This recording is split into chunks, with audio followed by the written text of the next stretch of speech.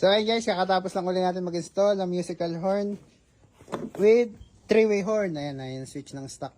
Try natin. Pa-startin muna natin yung makina. So ito nga pala stock. Tapos bagay isa-select na natin yung loud horn at saka yung musical, ito lang bubuhay lang yan. Pag nag-ilaw na siya, buhay na. Try natin yung musical horn. Ito yung first mode.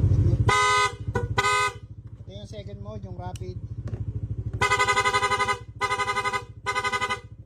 Third mode, yung may mga beat na.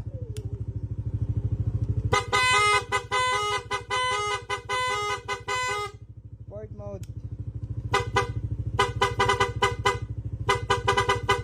Fifth mode.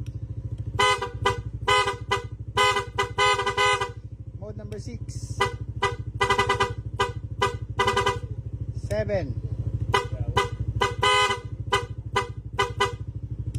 8. 9. 10. 11. 12. So ayan, balik na ulit sa dati. So walang bit. So ayan, dito lang guys sa Kayas Garage.